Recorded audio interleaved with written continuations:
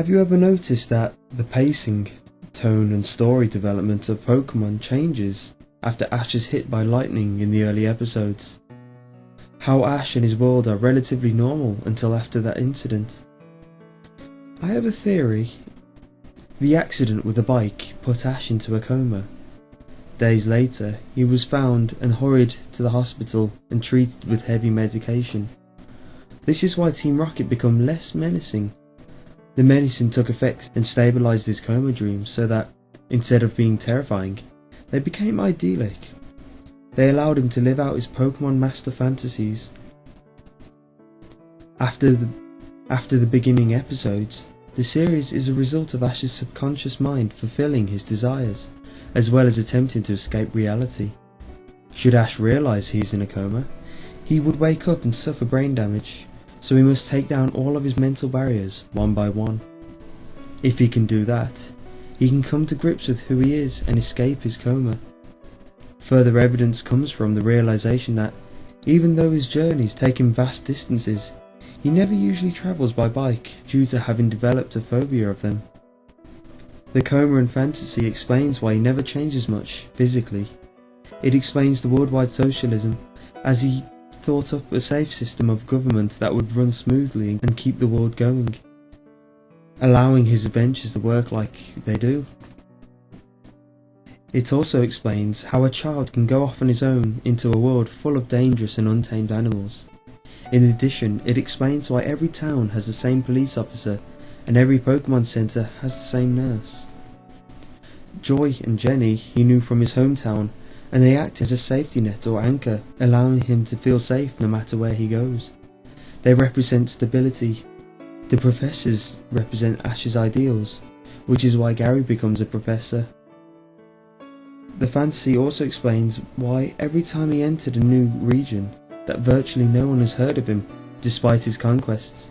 How else could Paul, the rival of the Sinnoh region, not know of someone who placed at least top 16th in all 3 leagues and destroyed the Orange League and Battle Frontier? Moving on to the characters close to him, Ash's travelling partners are aspects of himself he can enjoy but cannot associate him with. Brock is Ash's repressed sexuality. Ash fell into a coma a virgin and, as such, needed an outlet for his growing sexual frustrations. However, since he can never experience sex, Brock must never succeed. Brock's stay with Professor Ivy was an attempt by Ash's mind to suppress his sexuality. Brock isn't just a projection of Ash's sexuality, but also a projection of Ash's fatherly instincts. He leaves his siblings to journey with Ash because he can't cope with having that much responsibility. You may notice that James got much more dialogue in this part of the series, as well as getting more touchy-feely with his Pokémon and exposing much of his backstory. Ash didn't enjoy this much, which is why Brock returns, horrified, and refuses to speak about it. Ash's subconscious was repressing him at the time, so, other than a general feeling of dread, he has no idea what's happened. Further evidence of Brock being Ash's sexuality is that he keeps returning the series after Ash meets a new female aspect of himself. Misty is the first such aspect we encounter. Because she is the first and is merely an aspect of Ash, are explanations as to why Misty plays such a prominent role in the show but is ultimately unattainable, since he never really knew her before the coma. Since Misty is his initial love interest, if only subconsciously, he needed her to reach a certain level of womanhood. He felt that people could only have relationships after they've matured. In practice, however, he finds that he can't cope with it, as he lacks real-world experience. He wants the normal, pushy, arrogant Misty he knew, thus not letting her keep Togepi. We can see this arc in the constant berating of his sexuality, but her eventual mellowing, until she faded into the background. Since Ash was quite attracted to her, this was traumatizing. After this experience, anyone around him threatening to mature quickly ends up leaving, only for another, more naive villain to enter his life. Gary Oak is what Ash wants to be. He is wish fulfillment. He succeeded and then settled down to a normal life. Ash needs someone to succeed in his world, or he won't be able to validate it, and will start questioning why he is where he is. It's a subconscious trap to keep him from becoming too aware of his situation. His mind must have figured out that awareness of the coma would snap him out of it, so it took something the boy already loved and build a way out for him with it. However, Ash is too complacent to make a final stand and fight his way out of it, and cannot escape. This is why he keeps encountering legendary Pokémon. They're his mind's way of showing him he can do great things if he tries. It's a way to encourage him to push forwards. Team Rocket are the qualities of himself that Ash deems negative, but is coming to terms with. Jessie and James want to appease Giovanni, Ash's father figure. To achieve this, Jessie will trick the submissive James into doing her bidding. Meowth especially wants to appease him because he remembers the good times with Giovanni. This places Meowth in the category known as Ash's corrupted innocence. This is apparent because Meowth is able to speak. In fact, the whole reason Meowth can speak is so Ash can eventually accept the aspects of Team Rocket as part of himself. Ash had issues with his father, so we put him atop the evil corporation and demonized him. There may be an actual Team Rocket in the real world, but it's doubtful that Ash's father is their leader. Ash likely feels the split between his parents was partly his fault, but also partly blames his father. The split caused his mother to move out of the city down to Pallet Town, and is one reason why Ash initially embarked on his journey, to escape the turmoil at home. The whole organisation, including Butch and Cassidy, is symbolic of his inability to escape his father's machinations. James's implied homosexuality, which does not necessarily make Ash homosexual, and gullibility, while Jessie is vanity and manipulation. Since Meowth has the potential for rehabilitation and doesn't want to be evil, this once again fits the conflicting personalities and demonized self-theory. Team Rocket cross-dresses because Ash is exploring his sexuality, a different facet than what Brock represents, and this was a method that allowed his gay/vain side to experiment freely. When he found that it wasn't something for him, his free side stopped playing with it. Max came with May. He played the ego and she played the id, with great aspirations in that session. They worked for a little while, but with Ash being a teenager, his sexuality had to come back into play. He kept reinventing himself, and eventually wrote new aspects. But his mind slowly brought the old ones back as a crutch to make the transition easier. Dawn is Ash giving himself a chance to love. Since he already established Misty as someone he's not likely to go anywhere with, he created a new, super female, one that was more like him and less violent. You may note that while both May and Misty had no tolerance for Brock's behaviour, Dawn seems to try to shrug it off. Tracy, the breeder, was a possible future for Ash that he discarded. This future was one that he sent off to work with the professor, Ash's ultimate ideal of a father figure, when Tracy disrupted the dynamic of Ash had with his other possibilities. With Ash's mind fighting the coma and Ash viewing this person as a companion, Tracy was quickly replaced with a more threatening rival. Pikachu represents Ash's humanity. This explains the episodes where they get separated and Ash desperately wants to find him, even to the point of working with Team Rocket, aspects of himself he would never normally associate with, but for some reason cannot. Team Rocket wants to steal Pikachu and hand him over to Giovanni. Jessie and James will always oppose Ash because he's terrified of the thought of his humanity lying in the hands of his father. However, this is the same reason he will work with those aspects of himself in order to save his humanity. Ash couldn't evolve Pikachu because that would mean challenging his concept of who he was, which was something he wasn't comfortable with while still working through his original issues. The narrator is Ash's higher mind, recapping and explaining the progress he's made and the tribulations he will face. allowing insight into how to best awaken him. Team Rocket's method gradually became more and more ludicrous, because Ash is only a child dreaming these things up. That is why Team Rocket's disguises are always believed. He knows it's them, at least on a subconscious level, but chooses to ignore it so he can better himself. In a sense, the Ash who wants to escape is sabotaging the Ash who wants to stay lost in his mind, so that there can be more conflict and, hopefully, an eventual escape. The escape is consequence of coming to terms with who he is, as mentioned previously. Team Rocket are a method to Ash to deal with these grounds he's uncomfortable with tackling on his own. You may recall that early in the show, there were animals and references to animals. For example, the fish in the aquarium of Cerulean City Gym, or the Pokédex lists Pikachu as rat-like. These animals don't matter to Ash's psyche, so they don't come to play much. If Ash loved puppies, everything would be about different breeds of dogs and dogfighting circuit, but as the series goes on, you see fewer realistic animals and more Pokémon. This could be a sign of Ash's mind deteriorating. As he's in a coma, he's losing concepts of some animals and machinery and replacing them with Pokémon. It could explain things like electric Pokémon working as power generators. These are signs that his memory of the old world is slipping more and more as time goes by. The Pokémon realm will be idolised continuously the longer he has no stimulus from the real world.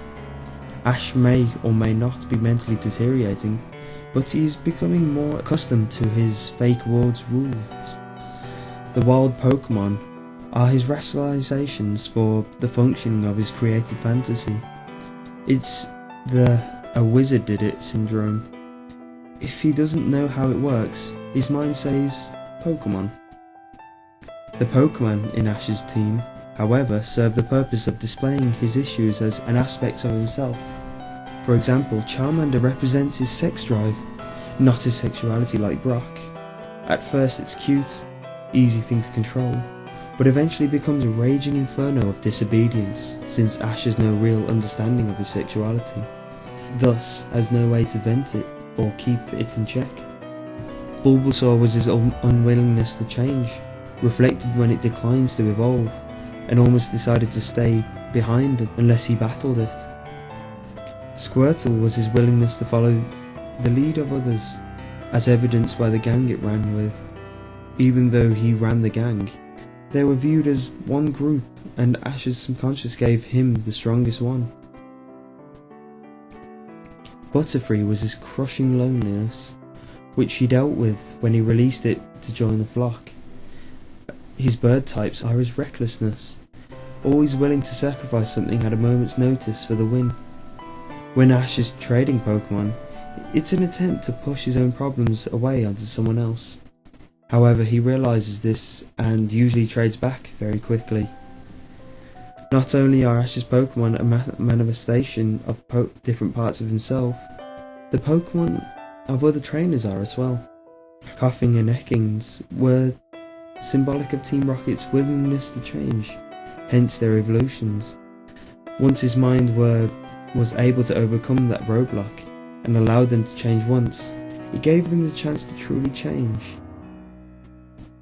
An interesting note is that Pupitar is rationalization, a Pokémon a rival caught before they met. Even Ash would become suspicious if everyone he met had no carryover Pokémon from previous places he had been to. Other trainers are more direct forms of his issues, ones he must either come to terms with or outright suppress. Gym leaders are more primary aspects of his personality, with each Pokémon being stronger than the last to display a level of skill he could only be capable of if he gave into it. In effect, he's doing battle with parts of himself that he would rather not have in control. Originally, Ash had the battles which evolved into team battles and contests. The explanation for this is that his issues became more and more complicated, and the means of dealing with them needed to be more complex. The fact that he uses issues he has already dominated to win is a sign that he's grown stronger. Ash releases his Pokémon because his mind is forcing him to let go of them. The second he raises an overpowered team, a tournament comes up, and after fighting his way through it, he has to go to a new land for new challenges. However, with an overpowered team, there won't be any challenges or any way to motivate him further.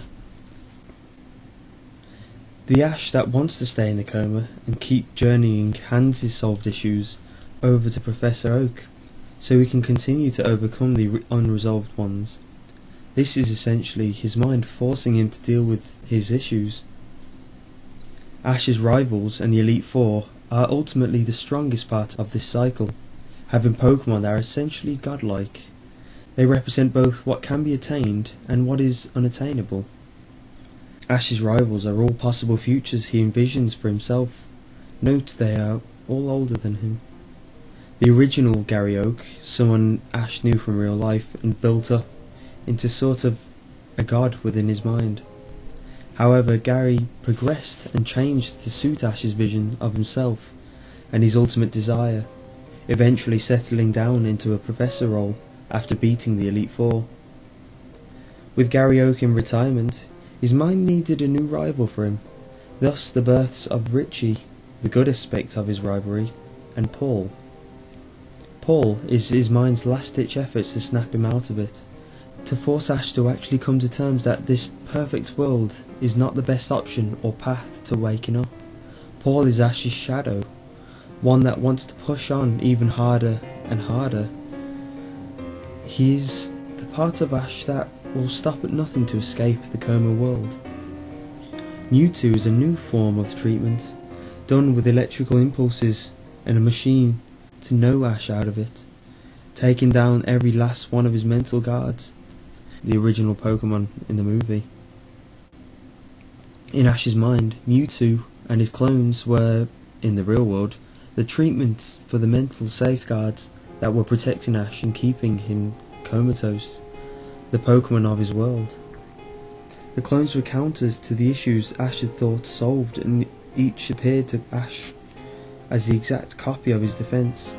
The clones didn't play by the rules of Ash's world. They didn't use any special attacks or moves. They just beat down their counterparts through brute strength. The treatment was working. There were side effects. The electrical jolts were beginning to affect Ash's nervous system. If the treatment continued, he would be paralysed.